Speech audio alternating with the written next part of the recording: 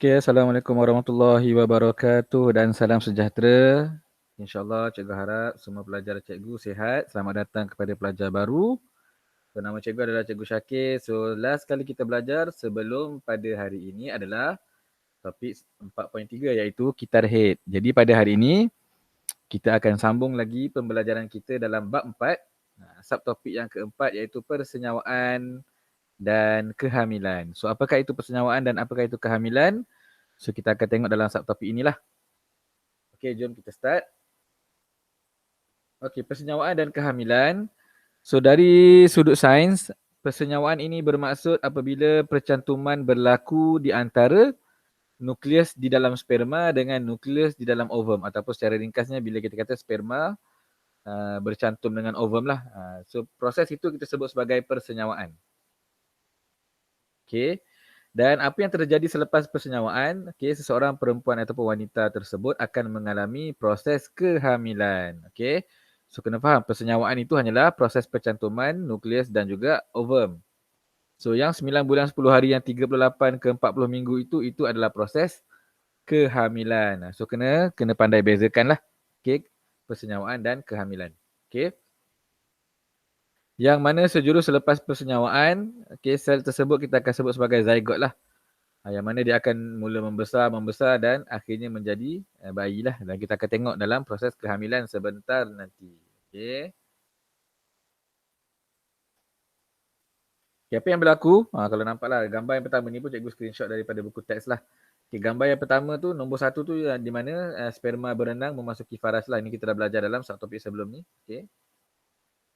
Ketika persetubuhan, di mana dia akan berenang ke atas ke arah kawasan tiub falopio. Okay, di mana dekat tiub falopio itu akan adanya ovum. Okay, jika ada ovum dan persenyawaan mungkin berlaku. Dia bukan mesti berlaku, dia mungkin berlaku.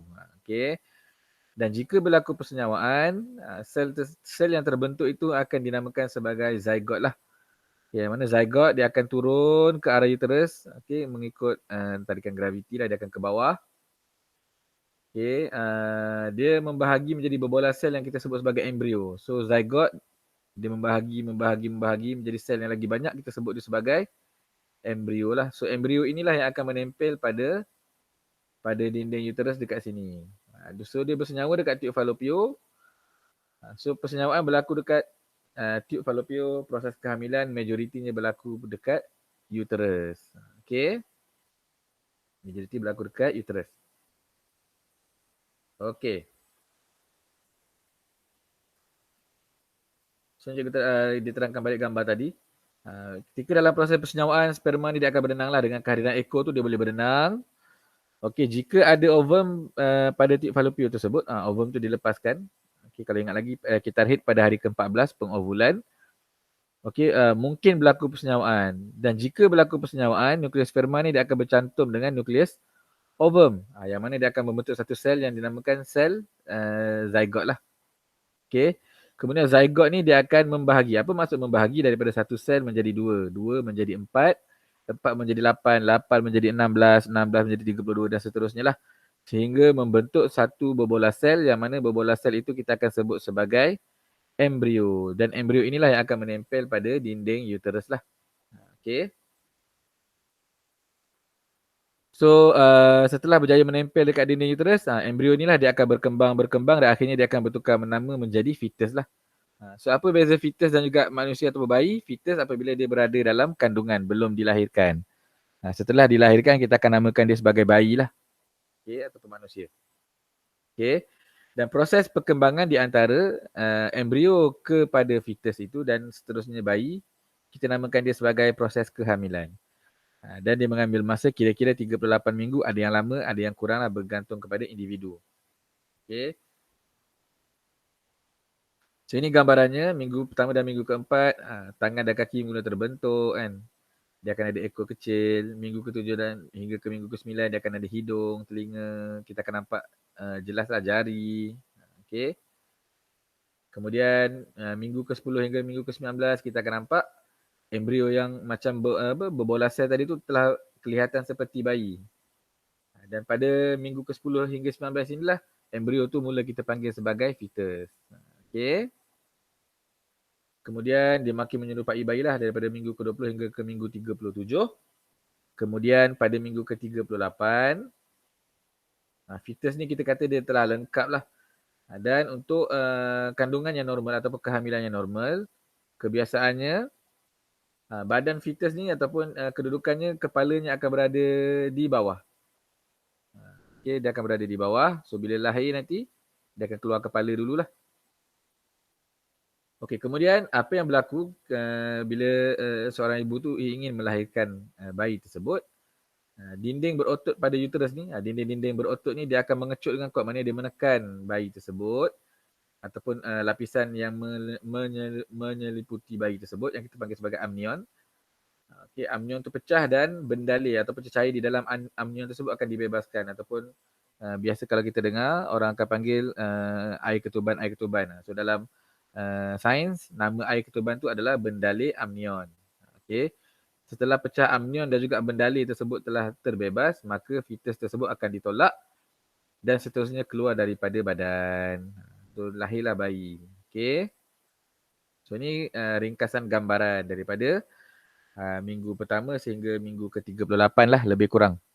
Okey. So kamu diperkenalkan dengan satu jenis ujian yang kita namakan sebagai ujian amniosintesis. Apakah itu ujian amniosintesis? So ujian amniosintesis ini adalah satu ujian yang mana kita boleh jalankan untuk mengesan beberapa jenis kecacatan kepada bayi tersebut. Okey. Seperti sindrom Down dan juga mungkin kelahiran tidak normal dan sebagainya lah. Apa yang dijalankan adalah sejumlah kecil cecair ini akan dikeluarkan dan diuji. Dia akan test lah ada penyakit apa dan sebagainya.